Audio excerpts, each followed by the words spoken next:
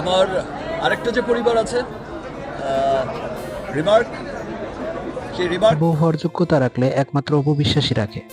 কেননা তার কারণ অপবিশ্বাসকে যত যাই বলা হোক না কেন, তার কথাবার্তার ধরন, আচার আচরণ এবং কি সন্তানের প্রতি ভালোবাসা দেখে যা সত্যি অনেক ভালো লাগে। এবার অপবিশ্বাসকে নিয়ে ঠিক যেন এইভাবেই কথা বললেন শাকিব খান। অপবিশ্বাসকে নিয়ে আরো কি কি বলছেন শাকিব, প্রিয় দর্শক তার এই বিস্তারিত দেখুন পুরো ভিডিওতে।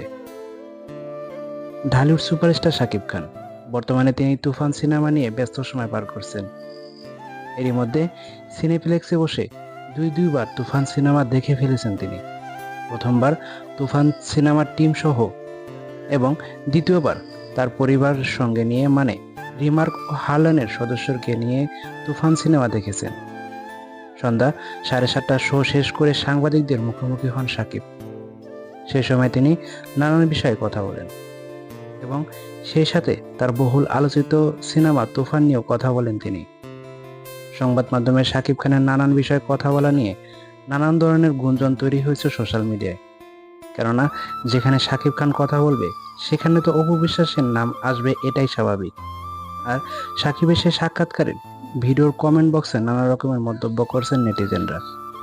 কেউ কেউ বলছেন অপু বিশ্বাস একমাত্র শাকিব খানের বউ হওয়ার যোগ্যতা রাখে। অপু বিশ্বাস সবসময় শাকিবকে নিয়ে পজিটিভ কথাবার্তা বলে থাকেন এবং কি শাকিবকে অনেক ভালোবাসেন অপু। আবার কেউ কেউ বলছে শাকিব তো অপু বিশ্বাসকে অনেক পজিটিভ এবং প্রায় সময়ই সে অপু বিশ্বাসকে নিয়ে কথা বলে।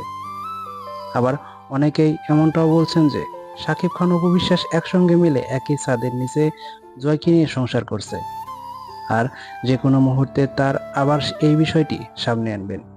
প্রিয় দর্শক, এই বিষয়ে আপনার কি মতামত তা অবশ্যই জানিয়ে দিন কমেন্ট করে নিচের কমেন্ট বক্সে, এবং আমার চ্যানেলটিকে সাবস্ক্রাইব করুন। অসংখ্য ধন্যবাদ সম্পূর্ণ ভিডিওটি দেখে